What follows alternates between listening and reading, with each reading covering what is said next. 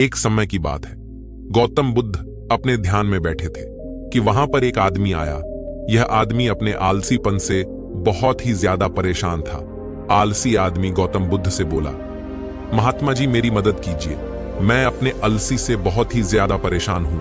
आप ही कोई उपाय बताइए जिससे मैं आलसीपन से छुटकारा पा सकूं। तब महात्मा गौतम बुद्ध ने उस व्यक्ति से कहा, पहले मुझे यह बताओ कि तुम्हें क्यों लगता है कि तुम आलसी हो। आलसी आदमी बोला, सिर्फ मुझे ही नहीं, मेरे परिवार वालों को और मेरे आसपास के सभी लोगों को ऐसा ही लगता है कि मैं आलसी हूं। गौतम बुद्ध ने फिर उससे पूछा, क्या तुम्हें जानते हो आलस होता क्या है? आलस व्यक्ति बोला, नहीं मैं नहीं जानता, किंतु मैं इतना जरूर जानता हूं कि आलस बहुत बुरी चीज है। इसकी वजह से मुझे बहुत ही नुकसान हुआ है जीवन में। फिर गौतम बुद्ध बोले, जिस परेशानी से तुम छुटकारा पाना चाहते हो, पहले उसके बारे में पूरी जानकारी ले लोगे तो उससे छुटकारा पाना आसान हो जाएगा। आलसी आदमी बोला, भगवान इतना बुद्धि तो मुझ में नहीं है, आप ही मुझे इस समस्या के बारे में जानकारी दीजिए। उसके बाद गौतम बुद्ध बोले, आलस एक मानसिक अवस्था है, एक विचार है जिससे जाने अनजाने में हम खुद ही जन्म देते हैं। आलस दो मूलभूत कारणों की वजह से ही जन्म लेता है, एक है शारीरिक और दूसरा है मानसिक।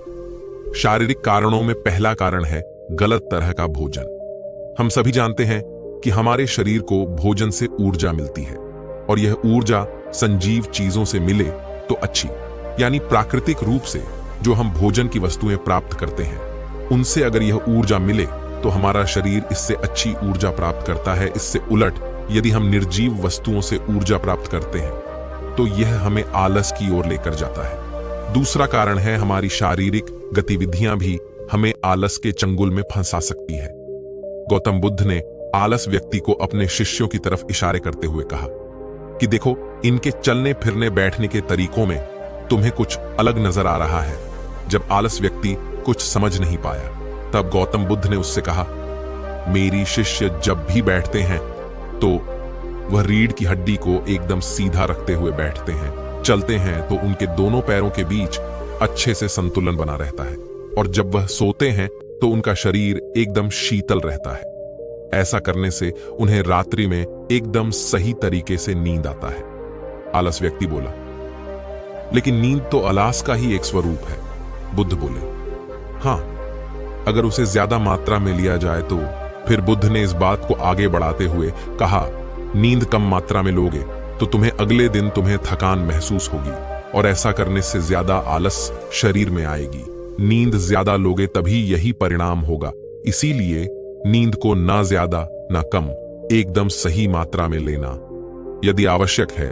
आलस व्यक्ति बोला, हाँ गुरुजी, यह तो मैं भी अनुभव किया है। बुद्ध बोले, अब मानसिक कारणों के बारे में जान लो। मानसिक कारणों में सबसे पहला है हमारी पुरानी गलत धारणाएं।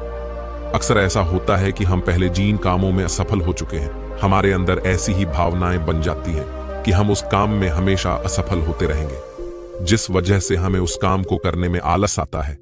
ऐसी ही धारणाओं से छुटकारा पाने का एकमात्र उपाय है कि हमें अपने मन को यह समझना चाहिए कि पिछली बार हम जब उस काम में असफल हुए थे तो हम उसके बारे में जितना जानते थे, अब हम उस काम के बारे में उससे ज्यादा जानते हैं, क्योंकि असफल होने के बाद हम उससे काफी कुछ सीखते भी हैं। फिर बुद्ध बोले, दूसरा कारण है आलसी और कामचोर लोगों की संगत। कई बार ऐसा होता है कि हम आलस नहीं होते हैं, मगर जिनके साथ हम रहते हैं हम उनके जैसे बनने लगते हैं। इससे छुटकारा पाने का उपाय बहुत सरल है।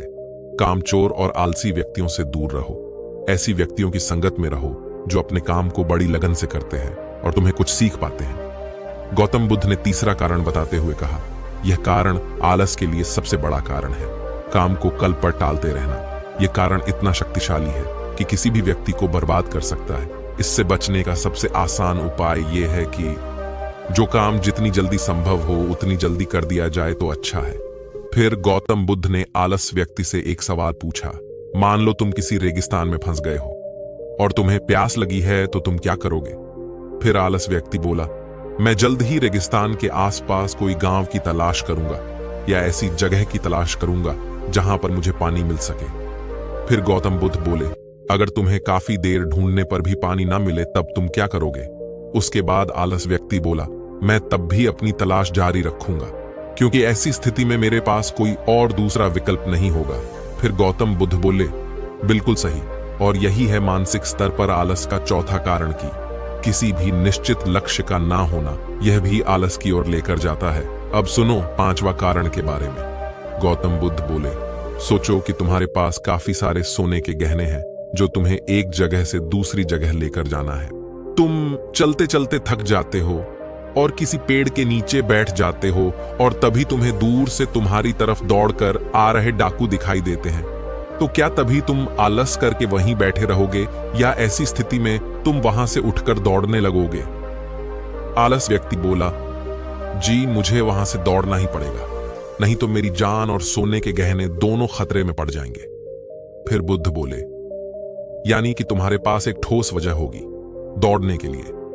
यही है आलस का पांचवा कारण, कि किसी भी काम के लिए ठोस वजह ना होना।